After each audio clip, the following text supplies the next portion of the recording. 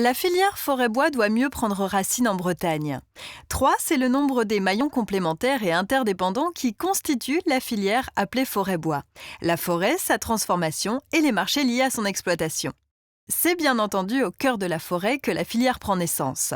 Son exploitation produit des bois qui alimentent les outils de transformation comme les scieries. Les produits issus de cette transformation alimentent 4 marchés principaux.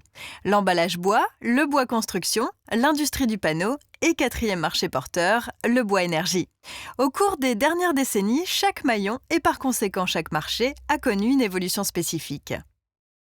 Parlons un peu de la ressource en bois bretonne.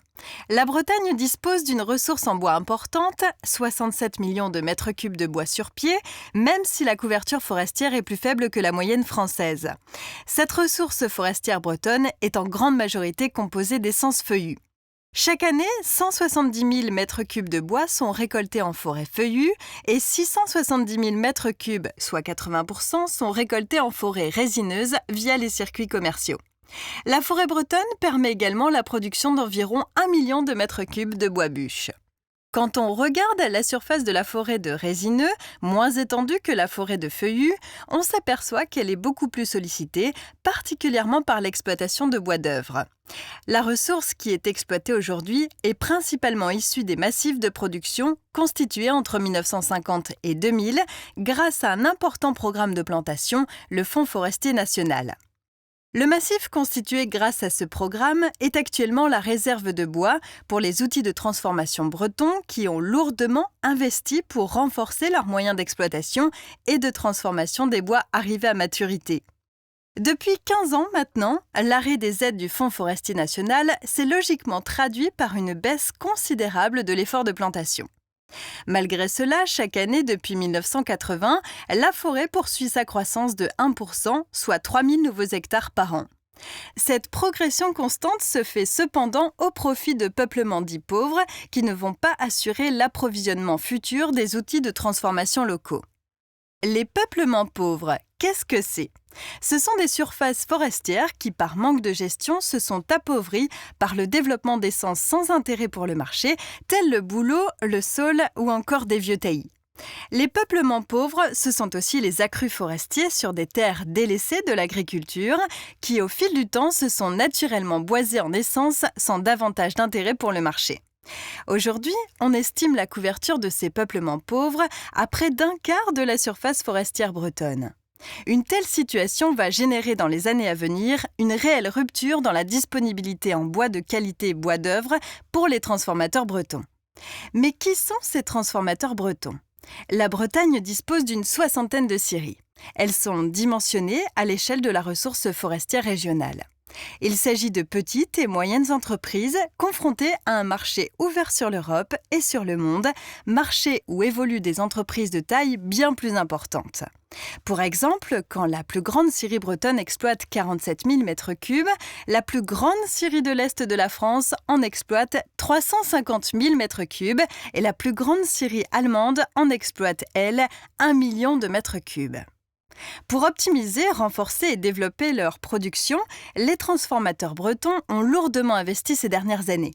Ces investissements permettent d'augmenter la compétitivité et de diversifier les produits tant sur le marché historique de l'emballage que ceux de la construction et de l'énergie.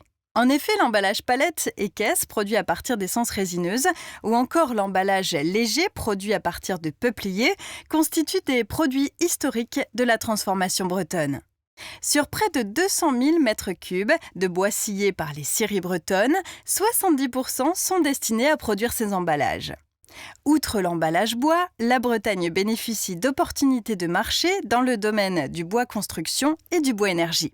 La Bretagne présente une véritable dynamique en termes de marché. Le bois dans la construction a connu un essor majeur ces dernières années.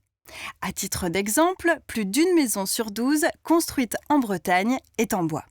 Ce développement a été rendu possible grâce aux investissements massifs des charpentiers qui se sont dotés d'ateliers spécifiques pour la préfabrication de murs en bois.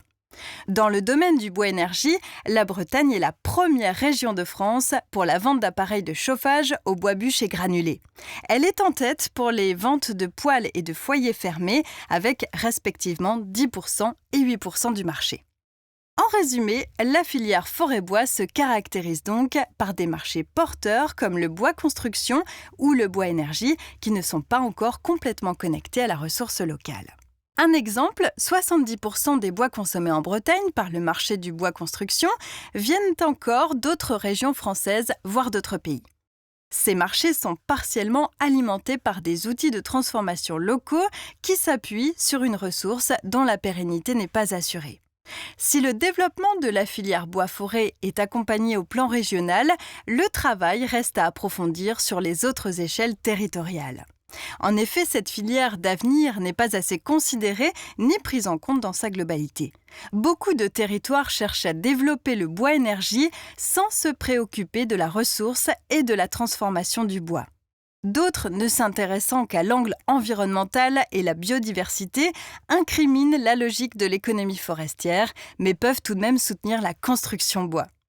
Cette approche partielle est contradictoire à la dimension filière portée par les professionnels qui souhaitent affirmer, cultiver et partager la dimension filière forêt-bois avec l'ensemble des acteurs dans chaque domaine de transformation, d'exploitation et de valorisation des bois bretons.